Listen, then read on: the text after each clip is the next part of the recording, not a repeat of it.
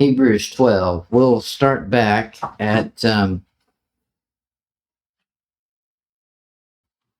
let's just pick a few of these things out to get our context. Verse 18. For you're not come unto to the mount that might be touched, and the burning, and that burning with fire.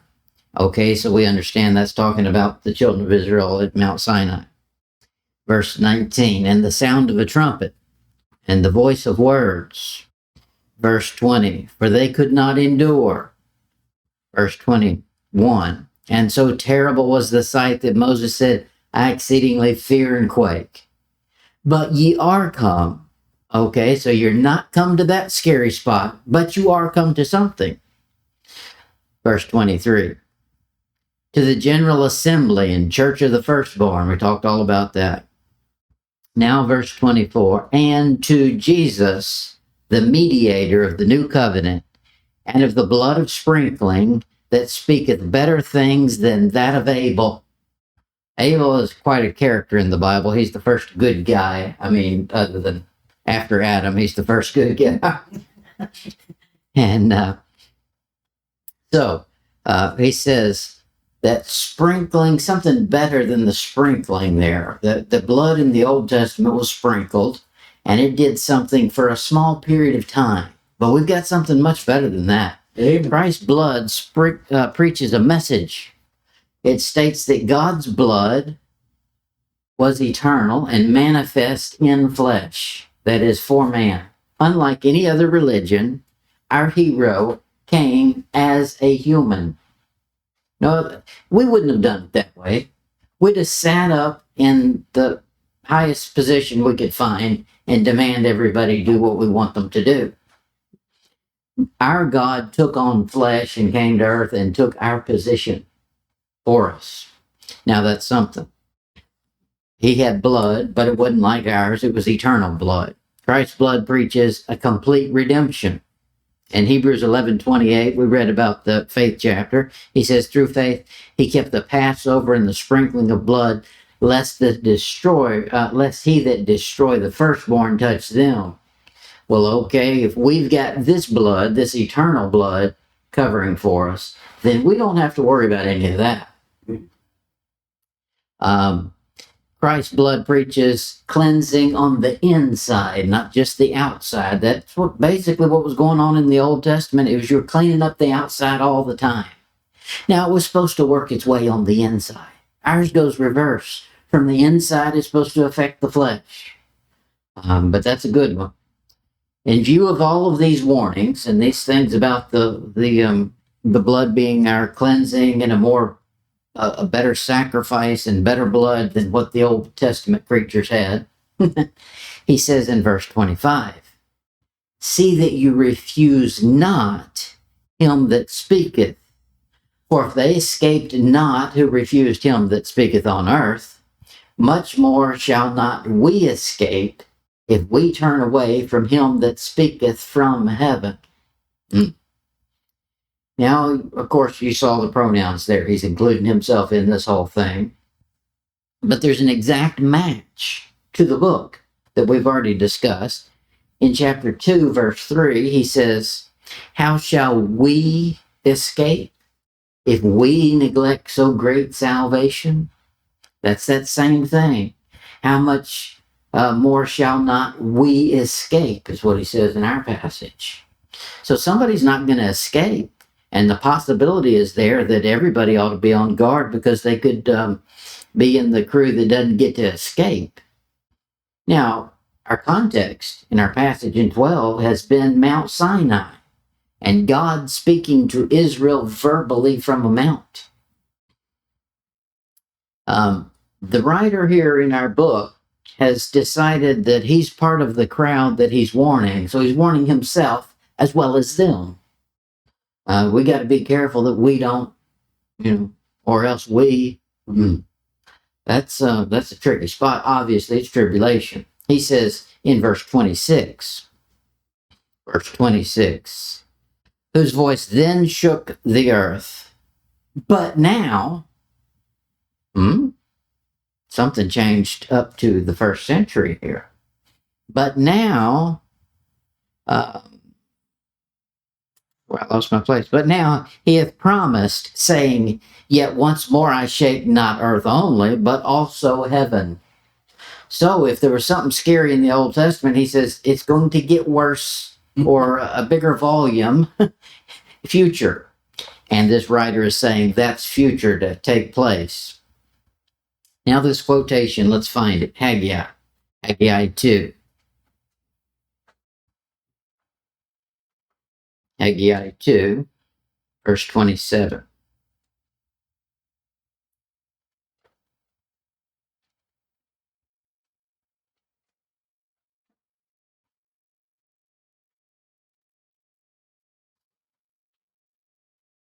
He says, Speak now to Zerubbabel. I'll take where I am, Haggai 2:2.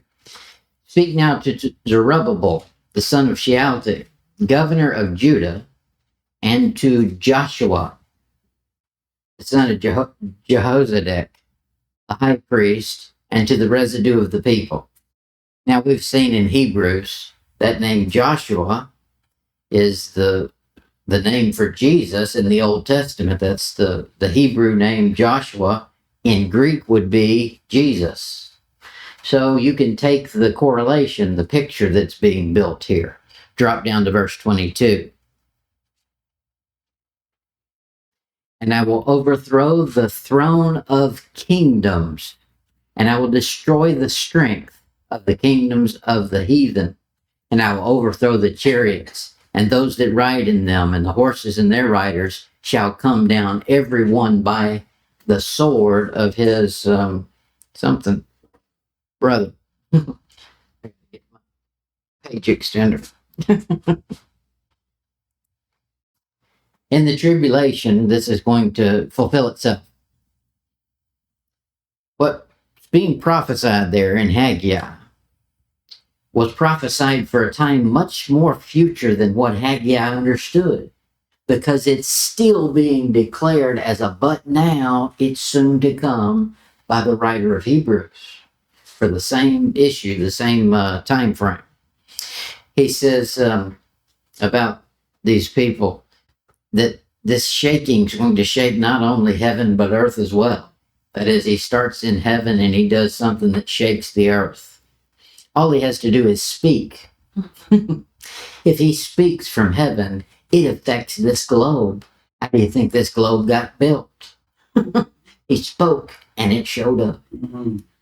He can speak and disappear it. Revelation 22.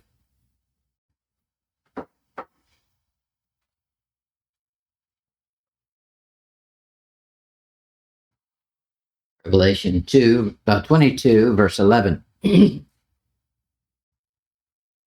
He that is unjust, let him be unjust still.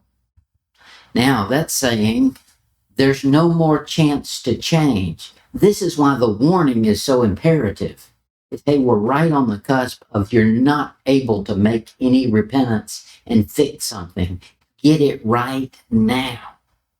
He's saying, he that is unjust, let him be unjust still. And he which is filthy, let him be filthy still. And he that is righteous, let him be righteous still. And he that is holy, let him be holy still. And behold, I come quickly, and my reward is with me, to give every man according as his work shall be. That his time's up. And that's what the writer's looking at. That's what he's trying to urge his audience to listen to. When does this happen? Obviously, it happens when the time has been declared, Earth's opportunity is done. When is that done? It's done at the end of the harvest. When he says, the field's white, go bring in the good wheat. But that's not just wheat. There's tares out there too. And so that's what he's going to compare it to. Look at it in Revelation 14. Revelation 14, verse 15. And another angel came out of the temple, crying with a loud voice to him that sat on the cloud, Thrust in thy sickle and reap, for the time is come for thee to reap, for the harvest of the earth is ripe. And he that sat on the cloud thrust in his sickle on the earth, and the earth was reaped. That's shaking not only heaven but the earth too. From the cloud in heaven to the earth, he thrusts in a thick thistle. That says that thing. Look at it in James 5.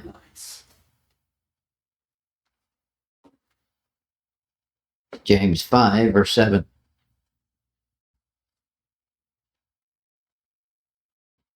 All these guys are going to use the same analogies.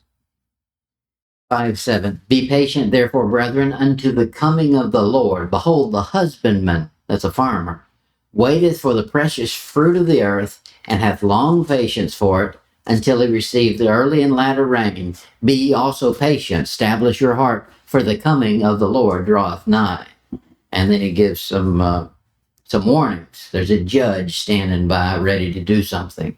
What's he going to do? He's going to judge the earth. He's coming with a sickle and with some rewards. A sickle. Yeah. Of course, Moses and Elijah are here preaching. I say Moses and Elijah, the two witnesses. I think it's pretty clear it's Moses and Elijah. The 144,000 will be preaching. There will be some appearances that are nothing other than supernatural. And I think that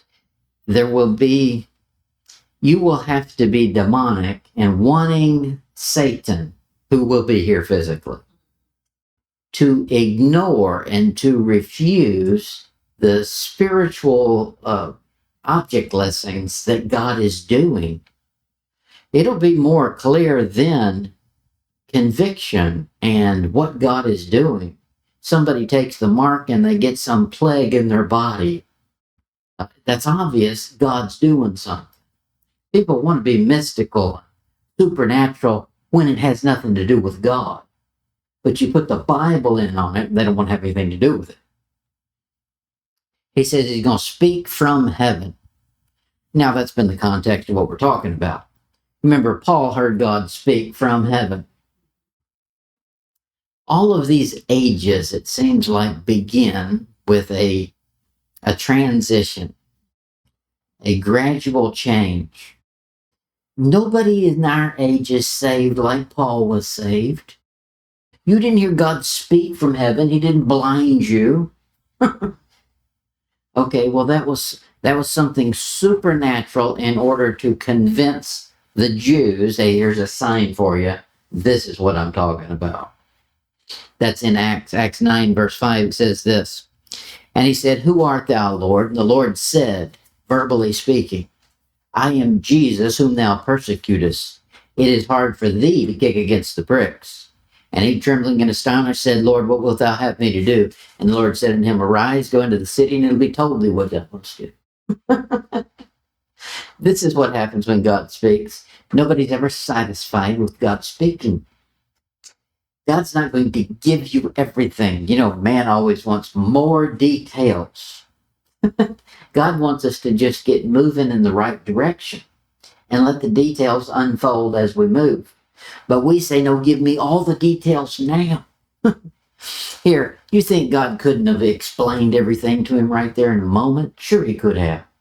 But he didn't. He said, no, go down the street there and I'll have somebody else tell you the next step.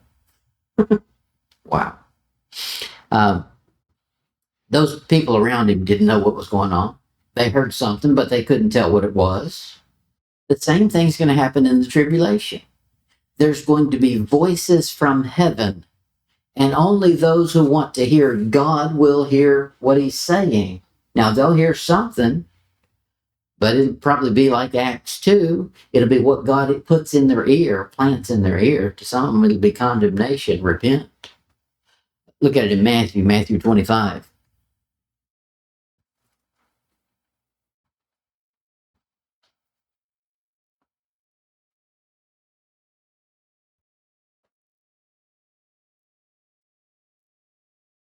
Matthew 25, verse 8. Here's going to be some of these folks that'll hear it and then suddenly say, oh, I want to straighten up now.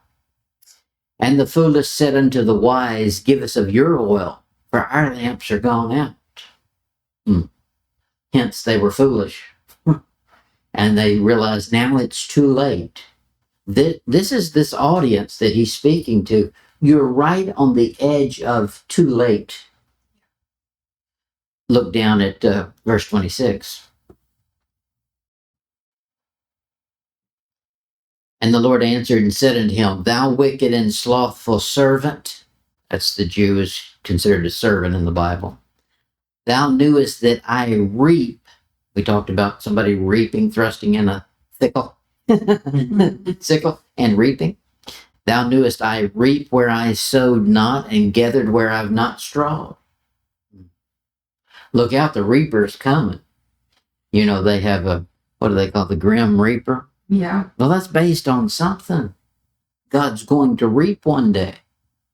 And for most people, it will be a grim scenario.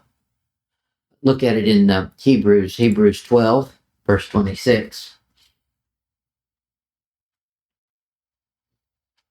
He says, Whose voice then shook the earth. But now he hath promised, saying, Yet once more I shake not the earth only, but also heaven. And this word, yet once more, signifying the removing of those things which are shaken, as of those things that are made, and those things which cannot be shaken may remain. Wherefore, we receiving a kingdom which cannot be moved, let us have grace whereby we may serve God acceptably with reverence. And something nobody wants to read in the verse in the modern age. Godly fear. That voice right there is the same voice that they heard when God came down on Mount Sinai. It was so powerful in its calmest form there, is what the writers say. That was calm compared to what's coming. And that one, they were shaking and quaking, and Moses said, I'm afraid. Said there's another one coming. Now he's preaching a kingdom message here. Verse 28, receive a kingdom. That's the kingdom of heaven, physical, visible, millennium. And of course, it's for the audience that the book's written to, Hebrews, Jews. He says, this thing is going to speak from heaven. He says, once more, I shake not the earth only, but also heaven. That is, he's going to shout so loud that in the past he shook earth, but now he says, I'm going to shake heaven. Why do you think he's got to shake heaven? Because we've been sending satellites and stuff up in places we don't belong. We've got men on the moon. We got Elon Musk has got his village in wherever he's, whatever planet he's going to plant it on. And so God's going to shake all of it. You ain't safe anywhere. Revelation 14, we saw it before, but let's get the whole context. Revelation 14:14.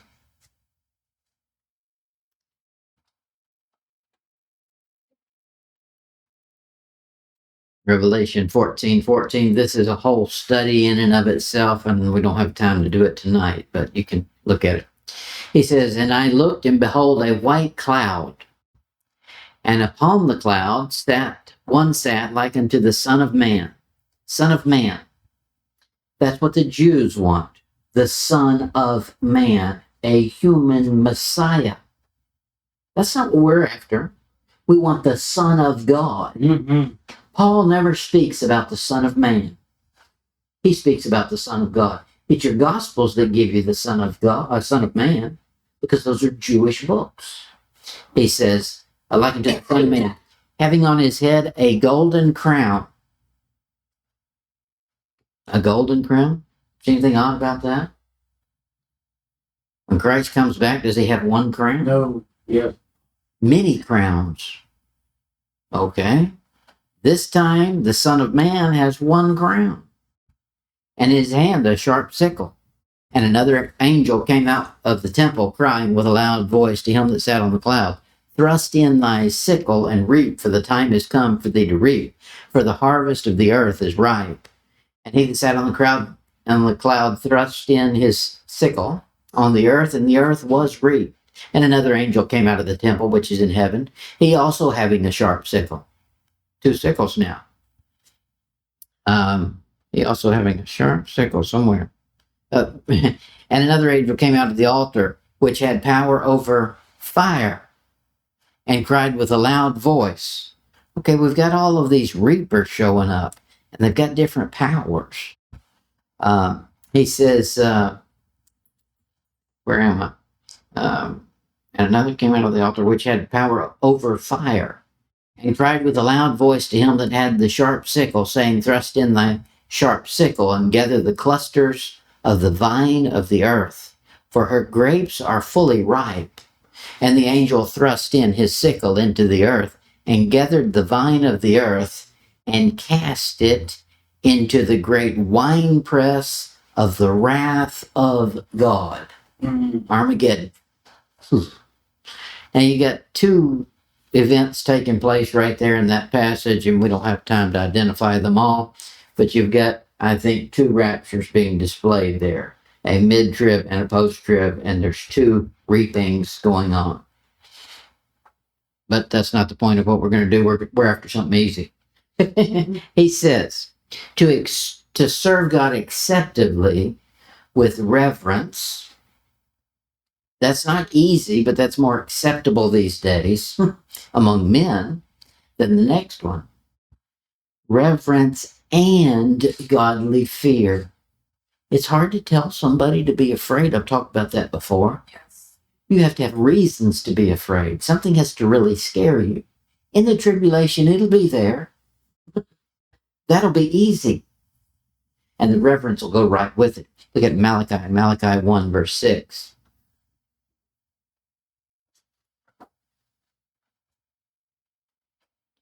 Malachi 1, 6.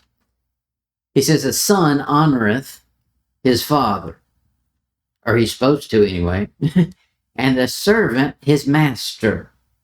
Now God speaking, if I then be a father, where is my honor? And if I be a master, where is my fear? Saith the Lord of hosts unto you, O priest that despise my name. And you say, wherein have we despised thy name? Is you a bunch of hypocrites? Look at it in Psalm 89. Psalm 89, verse 7. Psalm 89, 7. I could give you all the, probably not, but I've done it before. I've given all the verses on fear God and fear the Lord. He says here in verse 7, God is greatly to be feared. Not just feared, greatly to be feared in the assembly of the saints. That is, there's some power when Christians get together. That when a group of Christians are together, it should be more of the power of God than one Christian alone. And that should make people greatly afraid of not them, of God. Should be conviction. He says, but not only that, the assembly of saints should fear him as well. And to be had in, there's our verse, reverence of all them that are about him. So there's the reverence and godly fear. Both of them should accompany a saint. And it will be a necessity in the tribulation. Look back at chapter 2, Psalm 2, verse 11.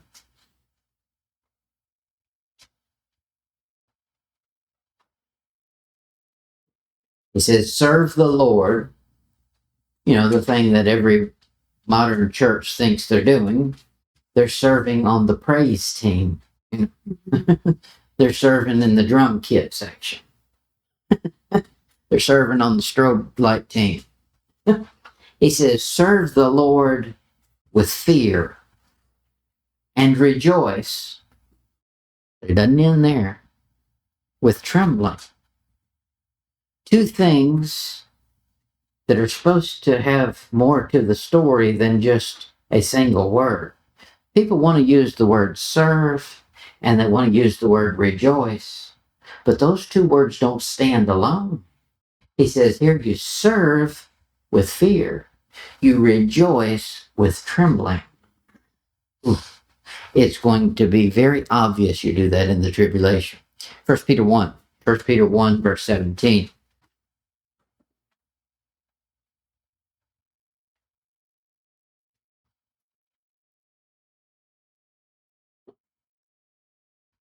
Peter 1:17. And if you call on the Father, who without respect of persons judgeth according to every man's work, pass the time of your sojourning here in fear. He says, what ought to be the totality of your life is that you served and you passed your time here. We're doing time on earth. Really, for a Christian, we're doing time here. Our freedom comes later when we're free of this body. That's when we're set free. But right now we're doing time. He says, as you're doing time, you do it this way in fear. Not fear of the world, not fear of this demonic system around us, because the one we serve is much more powerful than anything here. He says we serve in fear of God. Look down at verse 1 Peter 2, verse 18.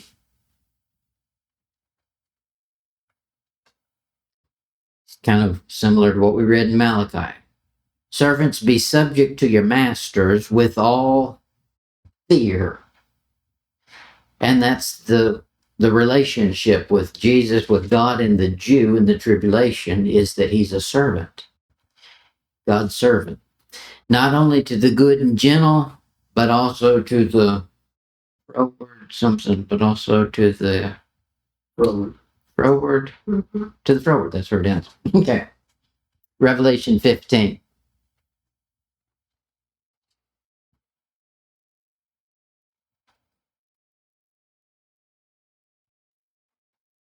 Revelation 15, verse 4. Here's why men do not fear today. Who shall not fear thee, O Lord, and glorify thy name, for thou only art holy. For all nations shall come and worship before thee, for thy judgments are made manifest. When God gives just a hint of judgment, a Christian will snap right back into place. They'll straighten right up. And in the tribulation, it's going to be very clear. I don't have time to run the passage, but you find it over there in Matthew 25, what he says to do with the harvest. He said, I looked out there and there's wheat and tares that are growing together. Tell you what we do. Don't get the wheat just yet. What we're going to do is we're going to wait till the end of the harvest. You're not going to go out there and rip out the tares right now. You'll rip out the wheat while you're doing it. And then when it's time, what we'll do is we'll first go out there and bundle the tares up, put them together. And then you'll put the wheat into my barn. So he says what we're going to do is we're going to get little cliques together, little groups, little bundles. And that's what's going on in the day and age we're in. You find the little bundles clicking up all over the place. Now, one other passage that has nothing to do with our lesson, but it was new to me, so we're going to go there. Numbers chapter 22.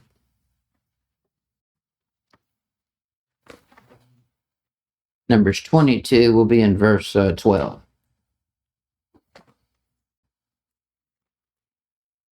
This is just some current events that you can get your daily horoscope. Numbers 22, verse 12. This is Balaam and Balak. You know the story. He says in verse 12, and God said unto Balaam, thou shalt not go with them. That is the messengers that are going to get you to come get you, curse the Israelites. Thou shalt not curse the people, the Israelites, for they are blessed. Now, I guess it kind of fits, but what's going to go on? You're going to have little cliques get together. There's a clique forming right now that's getting popular. I mean, it's always formed over the years, but it's anti-Semitic. That's a clique that's forming. And God says, don't click up with somebody. Don't go with them that are anti-Semitic. That's against the Jew. The super stupid spiritual answer is this. The Israel are not the people of God, and they're not seeking God. They weren't here either. Let's go back a little ways and see who these people are. He's saying are blessed.